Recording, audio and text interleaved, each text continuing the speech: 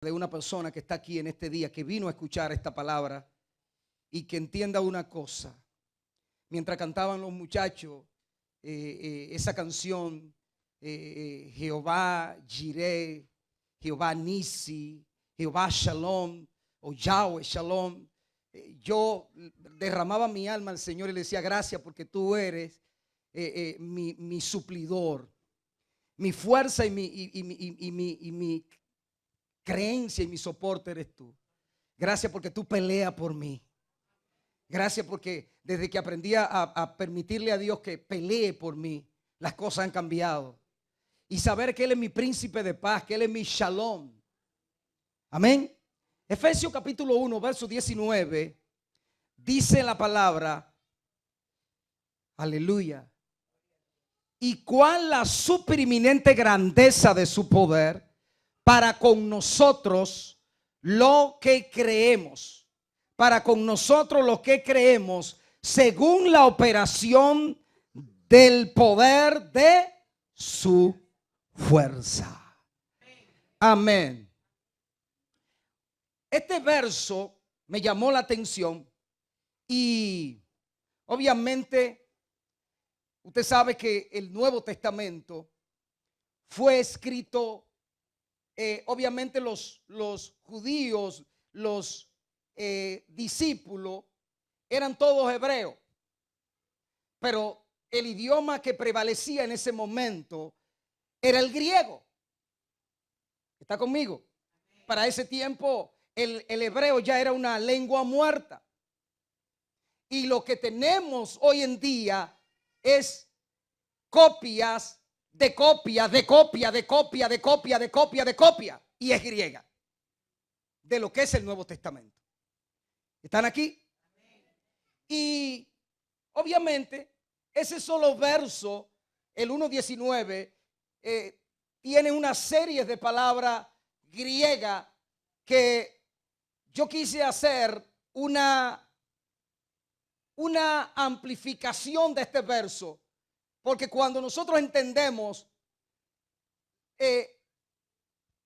con seguridad y certeza, cuando ponemos nuestra confianza en la palabra de Dios, hay algo que le cuesta al ser humano: creer en un Dios invisible, en un Dios que no tiene forma, pero que es real.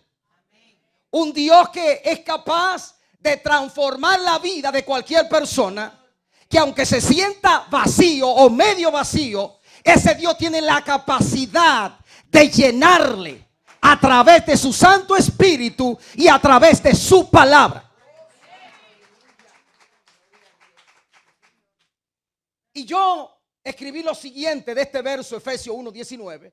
El verso dice: y la cual supereminente grandeza de su poder. La palabra supereminente es la palabra uperbalo griega, que significa y la cual abundante, eminente, excedía, que tiró por encima o más allá para ejecutar más allá de su grandeza, de su poder, más allá de su dunami, de su potencia, de su virtud, maravilla, de un poder milagroso. Esa fuerza para con nosotros los que creemos. La palabra que usó el griego es la palabra pistis, pero no me gusta la palabra pistis. Usé emuná, que es la palabra hebrea, que significa fe obediente. Recuérdese que Cristo vino a la tierra y dice el libro de Hebreo que Él aprendió obediencia. Lo que Dios le interesa de ti no es que sepa muchos textos bíblicos. De eso estamos cansados. Lo que necesitamos es gente que hablen menos y ejecuten más.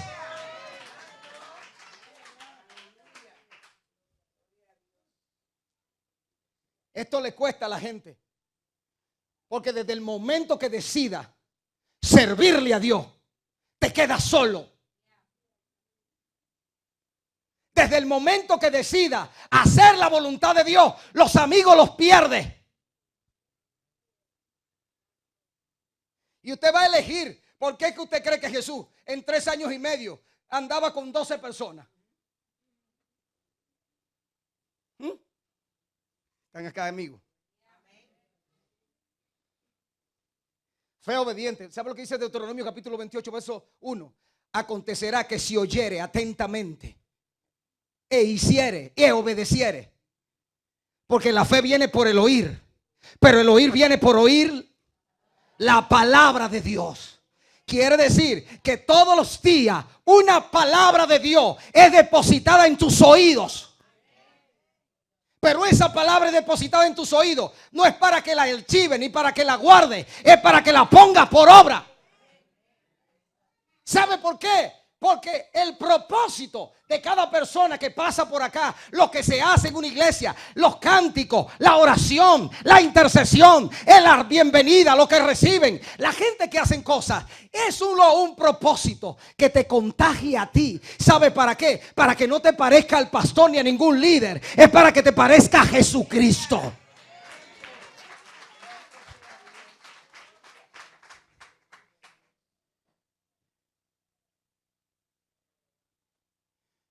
Una de las cosas que he creado en mi vida espiritual desde que me convertí al Señor es a no depender de nadie.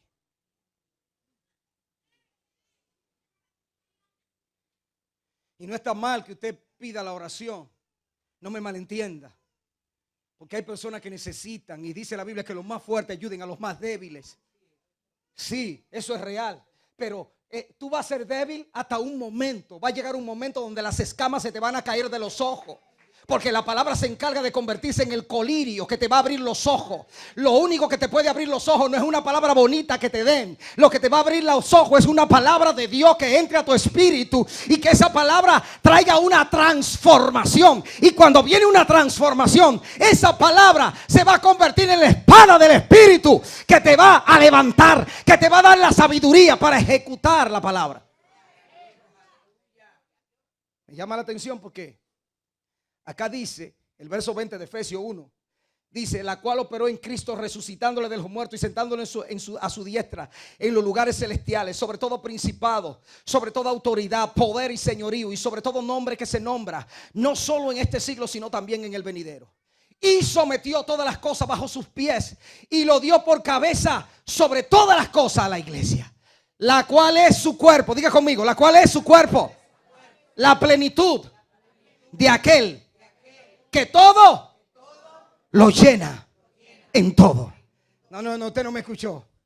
Oiga lo que yo le acabo de decir. Esta es la predicación de hoy.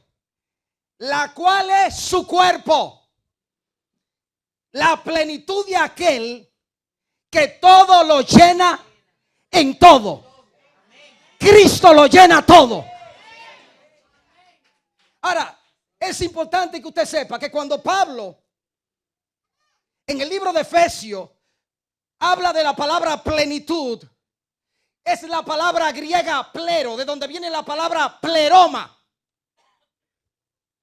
Y esa palabra tiene dos connotaciones, tiene dos significados. Número uno, esa palabra pleroma hacía referencia cuando los comerciantes griegos traían un barco cargado de provisión con todo lo que necesita, el abastecimiento que un país necesita. Ellos llenaban un barco y se transportaban a esa nación donde había una necesidad. Aleluya, Dios mío. Quiere decir que si usted recuerda que Adán estaba en el huerto del Edén. Amén. ¿Y qué significaba el huerto del Edén? El lugar de gozo, el lugar del deleite. Gozaba Adán estando en el huerto, gozaba del privilegio de tener todo a su disposición. Gozaba de autoridad, gozaba de dominio. Pero al pecar perdió autoridad y dominio. ¿Están conmigo? ¿Por qué? Porque entregó ese derecho al enemigo. ¿Cómo yo lo sé? Dice Lucas capítulo 4 verso 6. Y él le dijo, el diablo, a ti te daré toda esta autoridad y la gloria de ello, porque a mí me ha sido entregada. y a quien quiera yo le doy. Óigame esto, el diablo cometió un problema porque él estaba en el lugar equivocado, en el momento equivocado y con la persona equivocada. Porque a quien le está haciendo la pregunta y a quien le está ofreciendo los reinos no es un cualquiera, es el dueño de la creación. Ay, ay, ay. Es al dueño que le está haciendo la oferta. Eso como que usted me diga, te vendo tu casa.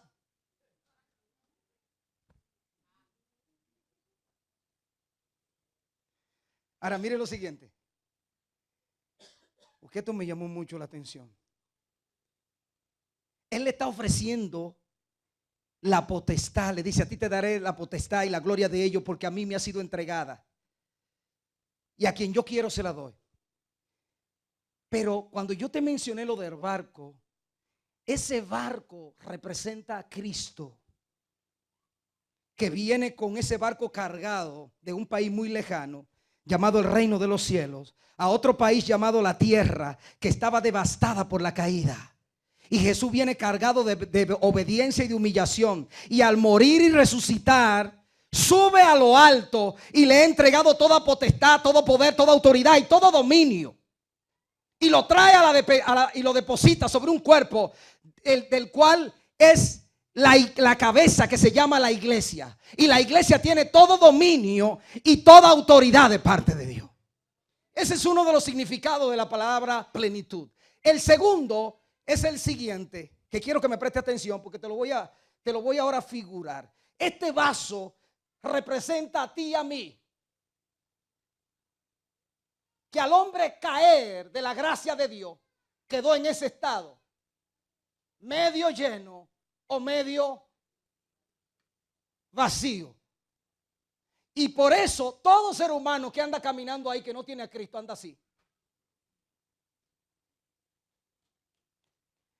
Y para llenar ese vaso, él se busca, dice: ¿qué es lo que hay? El track,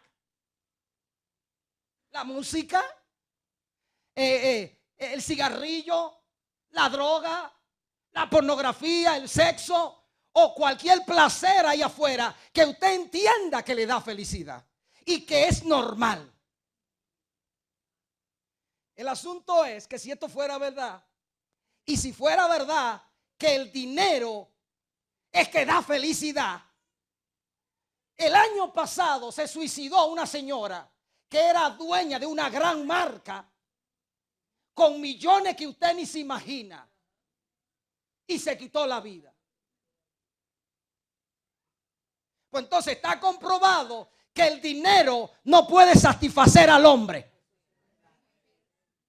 Hay un vacío en el ser humano que hombre, ni placeres, ni casas, ni carro, ni ropa, ni nada puede llenarlo.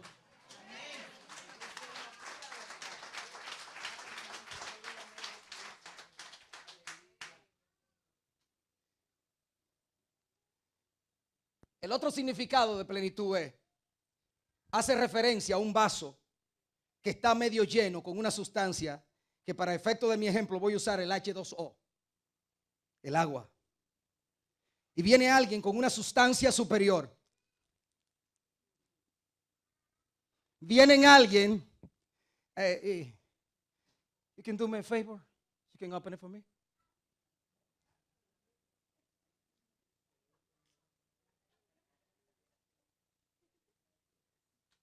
Thank you, sweetie.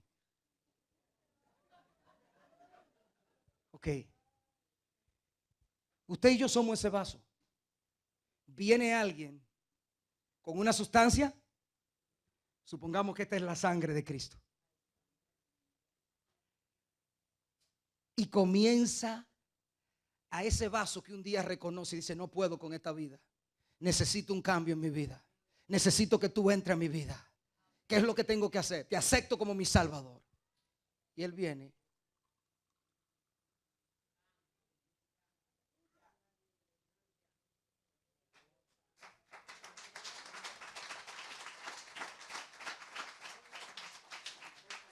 Ahora note, ¿qué pasó en el vaso? Pero la sustancia que entró cambió totalmente la sustancia que había anteriormente. ¿Están acá? La cambió. ¿Qué le quiere decir eso? Que esa sustancia superior llena el vaso y le cambia completamente la sustancia anterior y le cambia el color y la sustancia y lo transforma en una nueva sustancia. Por eso es que ya no tiene nada que ver con lo anterior. Pablo dice que nosotros somos el pleroma de Dios. Por eso el significado de pleroma tiene que ver algo que es una palabra sacada y usada originalmente de la Biblia y que significa ligado con un poder divino, que significa yo lleno. ¿Sabe lo que dijo Jesús? Yo lleno.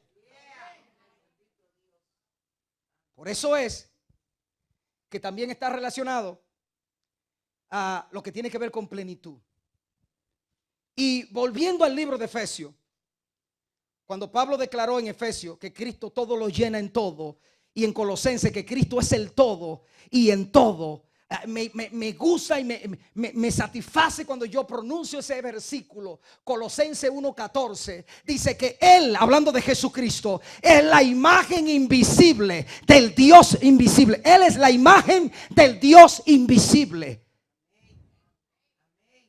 Y dice que en Él, por Él fueron hechas todas las cosas, visibles e invisibles, en los cielos y en la tierra. Y dice, y por Él todas las cosas en Él subsisten. Oh, por eso que Pablo dice en Colosenses 3:5, Pablo dice en Colosenses, habla y dice que el cual siendo Dios, dice que por medio de su palabra sustenta todas las cosas. Es una palabra de Dios que sustenta este globo terráqueo. Dice Isaías 41 que la tierra, dice, Él está sentado sobre el círculo de la tierra. Y entonces, años después, sale Colón que dijo que la tierra era redonda. Pero era que cargaba una Biblia y lo leyó en Isaías 41.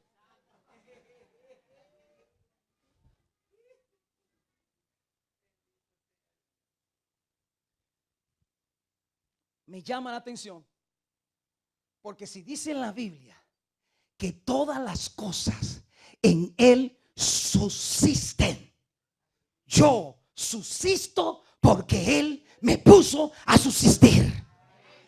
Dios no te va a dejar. Puede ser que estés pasando por el momento más gris en este momento, pero de una cosa yo estoy seguro, que Dios no va a dejar su promesa por tardanza, que Dios no te va a dejar enfermo, Dios no te va a dejar postrado, Dios no te va a dejar como está, Dios te va a levantar. Jesucristo es la imagen, Él te dio la palabra y esa palabra se va a hacer una verdad en usted.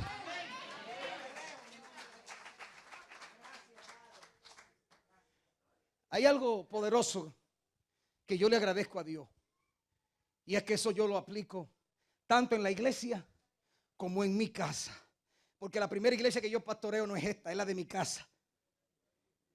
Y si una de las dos no anda bien, hay problema. Y una de mis oraciones toda mi vida ha sido: saca a la luz lo que está torcido aquí, en la casa y en la iglesia. Y yo tengo hijos, y usted lo puede entrevistar a ellos, que cuando hacen cositas medias raras por detrás,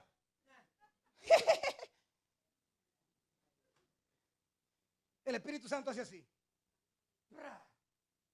y lo desmantela. Y lo pueden esconder donde lo escondan, y el Espíritu Santo lo saca a la luz. Porque si tu casa le pertenece a Dios, en tu casa no puede haber cosas ocultas. Tu casa tiene que ser transparente.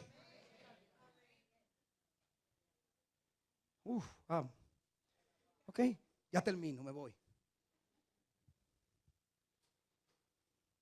Me llamó la atención porque alguien dijo esta palabra: yo preferiría caminar con Cristo 5 minutos ahora que caminar 5 años donde Él estuvo. Por eso es que necesitamos el panorama de la visión de Pablo para ver a Cristo en el pasado, en el presente y también en el futuro. No es extraño ver a tantos cristianos pálidos, enfermos, anímicos. No conocen al Cristo que tienen. Si Jesús es el alfa y el omega, el principio y el fin, el primero y el último, el que tiene la llave del Hades y de la muerte, el que estuvo muerto y vive por los siglos de los siglos. Si Jesús es el Señor, si Jesús es el que me adoptó, me hizo su hijo, y que esas palabras que yo le estoy hablando a ustedes son espíritu y son vida, esas palabras se te tienen que entronizar dentro.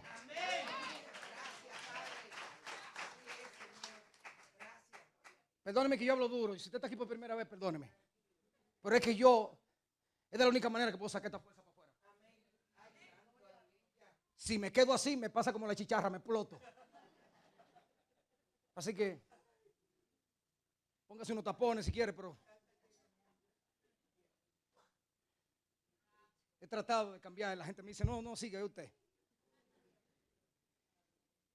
Sí, porque hay gente, yo sé que se molesta porque yo hablo muy duro, no es necesario, pero es que no tengo otra forma. Si me quedo adentro, me pasa algo.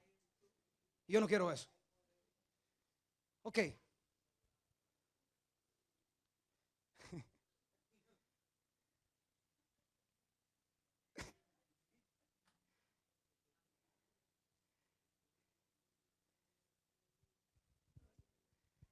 Oye, qué silencio.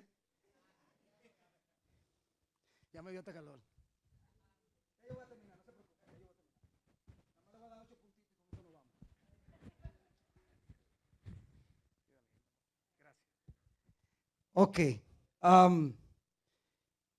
Algo poderoso que pasa aquí es que si todas las cosas por Él subsisten, eso quiere decir que todo se centra en Él y que todo se centra y se converge en Él.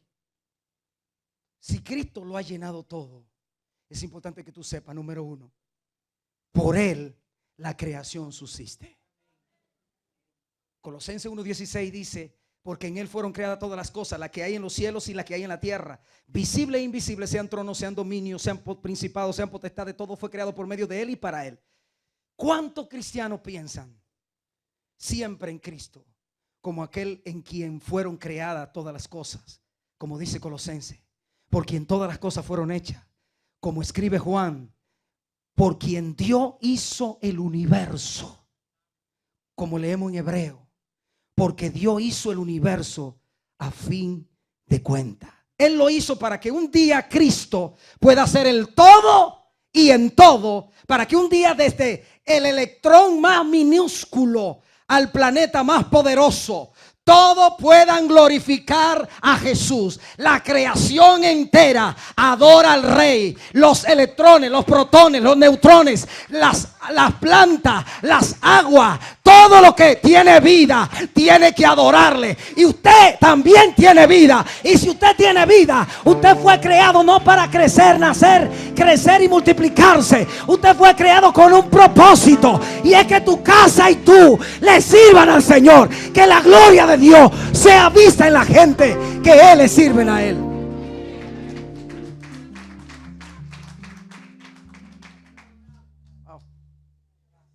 La misma existencia de cada uno de nosotros, para no decir nada de nuestra salvación, depende de Él.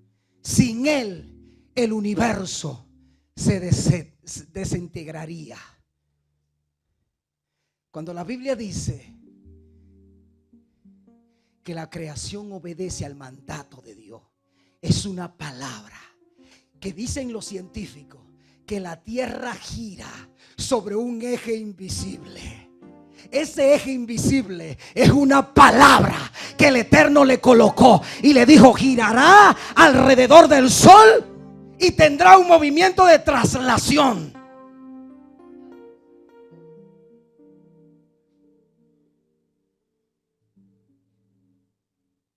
¿Usted cree que encuentra grande? Si nosotros fuéramos a la Vía Láctea, Dios mío,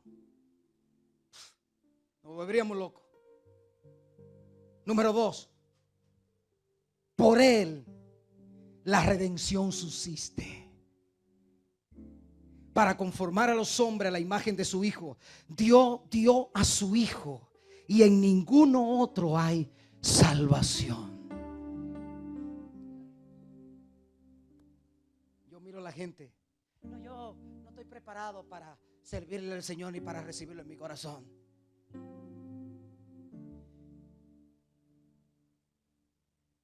Pasado mañana me toca ir a un funeral, a hablar una palabra en ese funeral de un muchacho de 30 años que acaba de graduarse, lleno de vida, lleno de sueño, estando en su cama, y la novia que está en la sala nada más oye, no podía hablar, le dio un ataque al corazón, murió. Hoy es día de salvación. Y el error que ha cometido la iglesia evangélica, ¿sabe cuál es? No ataquen a la gente. Hay que decirle a la gente que hoy es su oportunidad que Dios le da. No, que cuando yo lo sienta, papito, tú nunca lo vas a sentir, porque el diablo ese que te está hablando no quiere que tú recibas a Jesucristo. Hoy es día de salvación. Nunca me arrepiento que 26 años atrás yo hice mi conversión a Cristo y le estoy sirviendo. He pasado el Niágara en bicicleta, el de Búfalo y el de Nueva York, como tú lo quieras ver, de los dos lados. Pero sabe una cosa, hasta aquí Cristo me ha ayudado. Cristo ha estado conmigo. Amén. La gente llega a esta nación, no, que yo estoy solo. ¿Y qué tú necesitas más? Tú lo que necesitas es a Dios.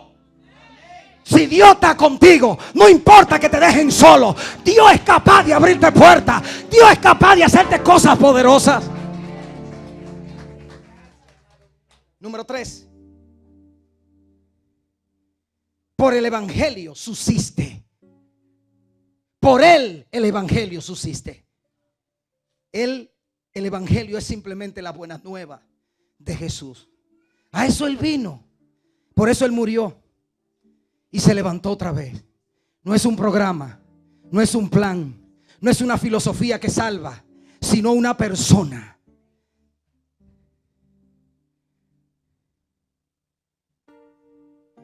¿Podría yo salvar a alguien? Solo Cristo lo puede. Por eso este libro que nosotros tenemos, la Biblia, por él subsiste. Verdaderamente vemos a Cristo a la luz de las Escrituras, porque son ellas las que atestiguan de él. ¿Usted quiere que Dios le hable? No, que yo necesito llamar al profeta, que sé yo qué. No, aquí hay profecía. Cada vez que yo la abro y la leo, Dios me está hablando. Yo necesito que nadie me venga a endulzar el oído diciéndome, sí, Dios te va a conseguir. Yo sé que tú estás sola. Yo sé que tú necesitas que Dios te consiga un macho. Y el problema, cuando usted está pendiente a voces, es que tú te frustras, porque quizás fue un deseo de la persona que oró por ti y no fue una profecía de la palabra. Pero cuando es una palabra que salta de ahí y se mete a tu espíritu, tú vas a decir como dijo David: bendice alma mía a Jehová y no olvide ninguno de sus beneficios. Él es quien perdona todas tus iniquidades, el que sana tus dolencias, el que rescata del hoyo tu vida, de modo que te rejuvenezca.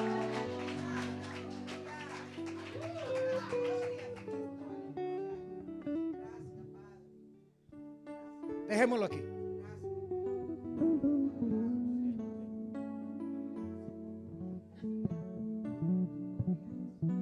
Yo quisiera seguir, pero ya no.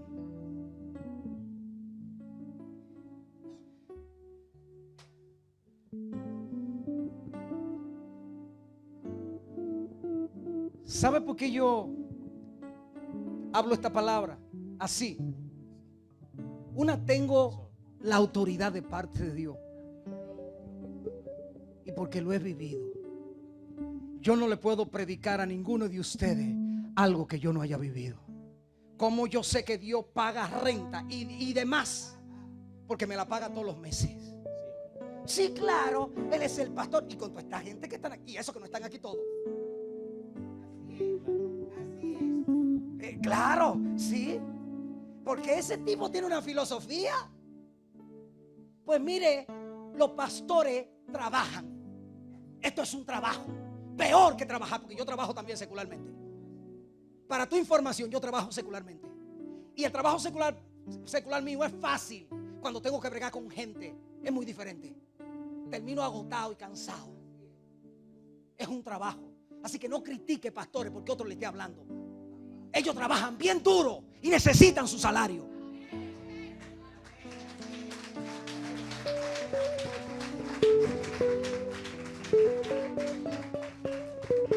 Alguien tiene que decirlo. Porque esto se tiene que acabar, esta sinvergüenza. ¿Quién dijo que un pastor tiene que andar echando leña? Y mientras más pobre y más humilde, ¿qué humilde es el pastor?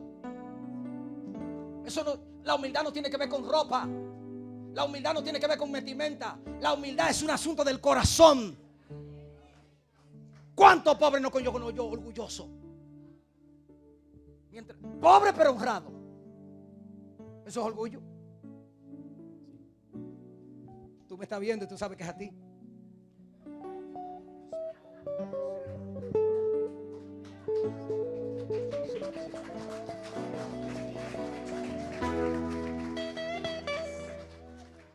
Yo no tengo problema, pues yo no tengo compromiso con nadie.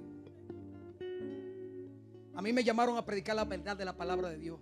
Porque lo único que me destapó a mí los ojos un día no es que nadie me dé un pescado, fue que alguien me entregó la caña de pescar. Lo que tú necesitas no es que alguien te dé un pescado, lo que tú necesitas es que te entreguen la caña de pescar. Cuando Dios te entrega la caña de pescar, ¿sabes qué? ¿Por qué Jesús no mandó a otro a entregarle la caña a que fuera a buscar el pez? Porque él sabía que Pedro tenía el anzuelo. Y no solo el anzuelo, porque quizás no existía, pero la habilidad la tenía Pedro. Yo lo que necesito es que tú investigues cuál es la habilidad que Dios te ha dado. Eso es lo único que tú necesitas para explotar en esta nación.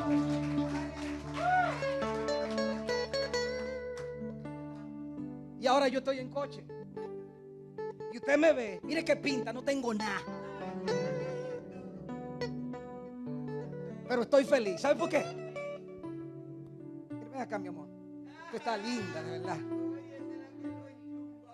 Vea que Cristo lo llena todo. Mira.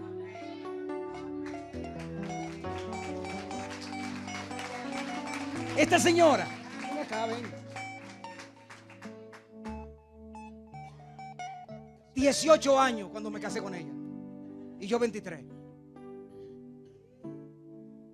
Durmió conmigo en el piso. Oiga, era que no había cama. Y yo le dije, yo no tengo cama. Y si yo duermo contigo está en el piso. Ahora me dijo, sí, pero si ahora no. Por eso estoy agradecido de ti, porque entendiste. Y siempre te voy a honrar donde quiera que yo esté. Porque lo que yo soy hoy, se lo agradezco a Dios y se lo agradezco a ti. ¿Sabe por qué yo la honro? Porque yo era un tigre de la calle. Yo trataba mal a la gente. Ella me está enseñando a tratar a la gente bien. Me ha enseñado muchas cosas, cómo debo de hablarle a la gente. Y por eso yo la honro. La honro porque me cuida. La honro porque estoy seguro que me ama y no ama a otro.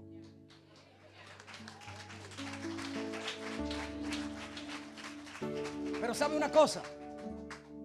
Estos 32 años que llevo al lado de ella, hemos podido cultivar, gracias a Dios que ya nuestros hijos están grandes. Y verlo, porque fueron, o sea, como yo nací en una generación que no había televisión, los 5 fueron uno tras de otro.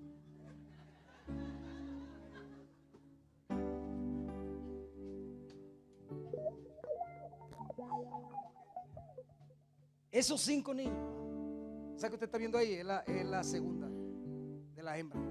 La otra está por allá, la mayor. Y los varones están por ahí. Ese que está ahí es el mayor mío de los varones, el que está en la batería. Y ¿sabe lo que pasó con ellos? Que estando pequeños, nunca se me olvida, nosotros nos convertimos y yo no tenía ni para pagar un transporte público de tantos problemas que yo tenía en mi país. ¿Y sabe lo que hacíamos nosotros? Ella cargaba lo más pequeño y yo con dos, y ella y el otro agarrado de la mano para ir a la iglesia a caminar 2 kilómetros a pie. Y yo lo hacía con mucho amor, porque yo sabía que un día Dios iba a voltear la página. Mire, perdóneme que le diga esto, pero yo sé que a alguien Dios le está hablando. Así como escuché la historia de Kennedy, cómo llegó a este país, lo que ha pasado y las cosas que pasó para estar aquí. Por eso no critique a nadie si usted no sabe lo que ha vivido. Porque la gente mira esto, dice, mira la corbatita que tiene el pastor. Hermano, pero eran unos cordones de tenis que yo me amarraba. ¿Y sabe lo que pasó? Que nosotros nos íbamos con los muchachos a vigilia pequeño y ella llevaba su frasita y la tirábamos en el piso a orar, porque esto no es ir a una iglesia, hay que pagar un precio. Usted quiere cambio. Lo que usted está viendo hoy en nosotros fue lo que sembramos 20 años atrás. Tú quieres ver cambio en tu casa, siembra buenas obras, siembra cosas buenas, trata bien a tu mujer, porque como tú trates a tu mujer hoy, mañana tus hijos tratarán a la de ellos. Ninguno de estos muchachos tienen el derecho. Yo le doy el micrófono para que se paren aquí, para que me digan a mí si me han visto un día golpear a esta mujer o hablarle mal a ella. Pregúnteselo. Hablo, callo para siempre. No. Jamás. No le hablo con testimonio. Por eso yo le digo a los hombres, óyeme, porque tú lo ves que son muy machos, pero cuando tienen problemas, ay, tú eres la niña de mis ojos.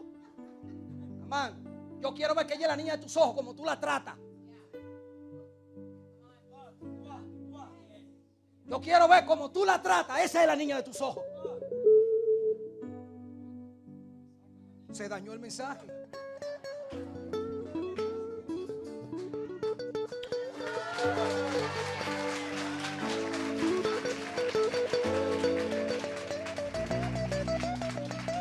Póngase de pie. Vamos a hacer algo. Vamos a terminar esta reunión con la cena del Señor. Y en 1 Corintios capítulo 11, el apóstol Pablo, verso 23, dice, porque yo mismo aprendí del Señor la noche que fue entregado. Dice que tomó pan, pónganlo acá, vengan en la mesa, vamos acá, y tomó pan, y si lo partió y los dio, dijo, este es mi cuerpo que por vosotros es entregado. Dice, así mismo tomó la copa y habiendo dado gracia, dijo, esta es mi copa, este es el pacto en mi sangre. Cada vez que se reúnan, cada vez que lo hagan, háganlo en el nombre de mí. Ahora mire lo siguiente.